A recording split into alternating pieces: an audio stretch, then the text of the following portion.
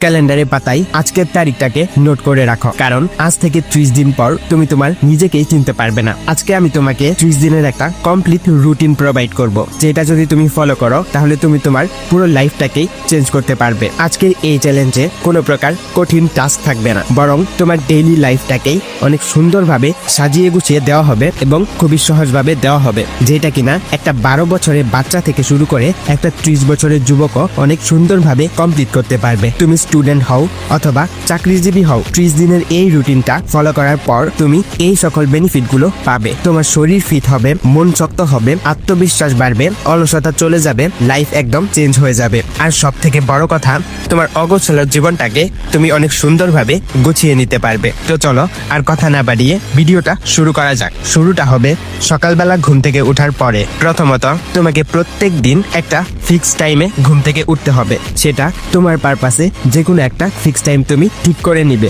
যেমন আমার ক্ষেত্রে আপাতত কলেজ বন্ধ, তাই আমি প্রত্যেক দিন ঠিক 7টা বাজে ঘুম থেকে উঠবো। তবে খেয়াল রাখবে আগামী 30 দিন যেন তুমি ঠিক সেম টাইমে ঘুম থেকে উঠতে পারো। ঘুম থেকে ওঠার পরই তোমাকে এই চ্যালেঞ্জের সব থেকে কঠিন বিষয়টার সম্মুখীন হতে হবে। সেটা হচ্ছে সকালবেলা ঘুম থেকে ওঠার পরই তোমাকে ফোন ইউজ করা যাবে না। ঘুম থেকে ওঠার 1 ঘন্টার মধ্যে তুমি কোনো প্রকার ফোন ইউজ করতে পারবে না। সকালবেলা ঘুম থেকে ওঠার পর কিছু কমন কাজ, এগুলোকে ফিক্সড কাজও বলতে পারেন। স্টুডেন্ট অথবা চাকরিজীবী সকলকে এই সেম টাস্কগুলোই ফলো করে চলতে হবে। সেটা হচ্ছে সকালে ঘুম থেকে ওঠার পরই আপনাকে 1 গ্লাস পানি পান করতে হবে, সেটাও খালি পেটে। সারা রাত ঘুমানোর ফলে আমাদের বডি সকালবেলা অনেক বেশি ডিহাইড্রেট থাকে, তাই বডিকে হাইড্রেট করার জন্য আপনাকে 1 গ্লাস পানি পান করতে হবে। আর এটা পেট পরিষ্কার করার ক্ষেত্রেও অনেক বেশি গুরুত্বপূর্ণ হয়ে থাকে। এটা আপনার বডিকে প্রাকৃতিকভাবে ডিটক্স করে। এরপর তোমাকে 10 মিনিট হালকা স্ট্রেচিং করতে হবে, অথবা তুমি হালকা ব্যায়াম করতে পারো।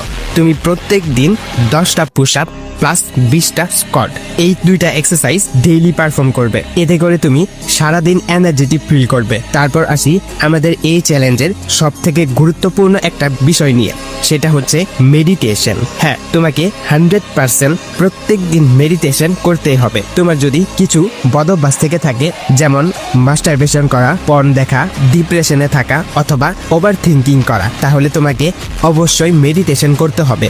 এটা তোমার মাইন্ডকে রিফ্রেশ করে এবং এই সকল বাজে অভ্যাস থেকে বেরিয়ে আসতে অনেক বেশি সাহায্য করে। মেডিটেশনের নিয়মটা ঠিকভাবে বোঝার চেষ্টা করো। প্রথমে মেডিটেশনের মতো করে বসো, তারপর ধীরে ধীরে নিঃশ্বাস নিবে, ব্রিথ ইন করবে, অবশ্যই নাক দিয়ে নিঃশ্বাস নিবে, তারপর মুখ দিয়ে ধীরে ধীরে নিঃশ্বাসটা ছাড়বে এবং 8 সেকেন্ডের জন্য হোল্ড করে রাখবে। তারপর তুমি আবার নিঃশ্বাস নিবে এবং 5 সেকেন্ডের জন্য হোল্ড করে রাখবে, তারপর মুখ দিয়ে নিঃশ্বাসটা ছাড়বে। এইভাবে করে তোমাকে কয়েকবার রিপিট করতে হবে। এটা তোমার মস্তিষ্ক রিল্যাক্স করে। তারপর তোমাকে কিছু সময়ের জন্য হাঁটাহাঁটি করতে হবে। তুমি যদি গ্রামে থেকে থাকো তাহলে সব থেকে বেশি ভালো, ফুরফুরে বাতাসের মধ্যে তুমি একটু হাঁটাহাঁটি করবে। আর যদি তুমি শহরে থাকো তাহলে বাসার ছাদে গিয়ে একটু রিল্যাক্স মোডে হাঁটাহাঁটি করবে। এতে করে তোমার এনার্জি বাড়বে এবং নিজেকে ফ্রেশ মনে হবে। তারপর তোমাকে নাস্তা করতে হবে, সেটা অবশ্যই হেলদি হতে হবে। তুমি তোমার মতো করে হেলদি কিছু আইটেম চুজ করে নিবে। এরপর আমরা যারা স্টুডেন্ট আছি তারা তাদের মতো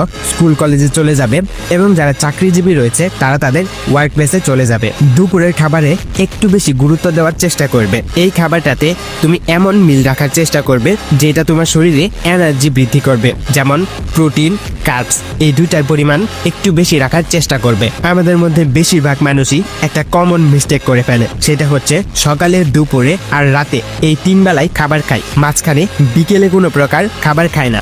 আপনাকে এমনটা একদমই করা যাবে না। বিকেলে হালকা কিছু হলেও খেতে হবে, যেমন আপনি বাদাম, কলা, কিশমিশ অথবা পাউরুটি এই খাবারগুলোকে খেতে পারেন। বিকেলেও আপনি 5 থেকে 10 মিনিটের মতো একটু হাঁটাহাঁটি করার চেষ্টা করবেন, অথবা আপনার যদি কোনো একটা শখ থেকে থাকে তাহলে সেইখানে আপনি টাইম স্পেন্ড করার চেষ্টা করবেন, যেমন গার্ডেনিং করা, পশু পাখি পালন করা, বই পড়া ইত্যাদি। আপনি পুরো দিনের মধ্যে 1 ঘন্টা সময় এক্সট্রা করে বের করবেন, সেটা যে কোনো সময় হতে পারে এবং এই 1 ঘন্টা সময় আপনি যে কোনো একটা স্কিলের পিছনে ইনভেস্ট করবেন। 1 ঘন্টা সময় কিন্তু খুব বেশি না, এরকম শত শত ঘন্টা আপনি খেলায় নষ্ট করেছেন। আগামী 1 মাস প্রত্যেক দিন 1 ঘন্টা সময় আপনি স্কিল শেখার পেছনে ব্যয় করবেন।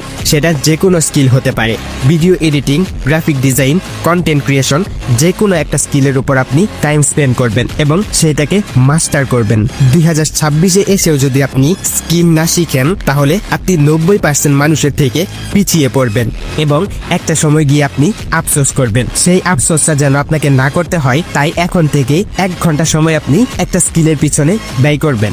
রাতের বেলা আপনি অবশ্যই হালকা কিছু খাবার খাওয়ার চেষ্টা করবেন। খুব ভারী খাবার খাবেন না, এমন খাবার খাওয়ার চেষ্টা করবেন যেটা খুব সহজেই হজম হয়। রাতে ঘুমাতে যাওয়ার 1 ঘন্টা পূর্বে কখনোই ফোন ইউজ করবেন না। এর পরিবর্তে আপনি বই পড়তে পারেন, মেডিটেশন করতে পারেন, কিন্তু ভুলেও ফোন ইউজ করা যাবে না। আপনাকে অবশ্যই ভালো ঘুম নিতেই হবে, কারণ ঘুম এমন একটা জিনিস যেটা আপনার শরীরকে ভালো রাখে, ফিট রাখে এবং আপনাকে হেলদি রাখে। তাই অবশ্যই পর্যাপ্ত ঘুমানোর চেষ্টা করবেন। আর পুরো দিনে অবশ্যই পর্যাপ্ত পরিমাণে জল খাওয়ার চেষ্টা করবেন, কারণ আপনার বডি যদি ডিহাইড্রেট থাকে তাহলে আপনার স্ট্রেস বাড়বে, ক্লান্তি অনুভব হবে, আপনি কোনো কাজেই ফোকাস করতে পারবেন না, কোনো কিছু ভালো লাগবে না। তাই অবশ্যই আপনি পর্যাপ্ত জল খাওয়ার চেষ্টা করবেন। এই রুটিনটা কিন্তু খুব বেশি কঠিন না। মাত্র 30 দিন যদি আপনি এই রুটিনটা ফলো করে চলতে পারেন তাহলে আগামী 2 বছরও আপনি অনেক সুন্দরভাবে আপনার লাইফটাকে এইভাবেই এগিয়ে নিয়ে যেতে পারবেন। ভিডিওটা যদি আপনার ভালো লেগে থাকে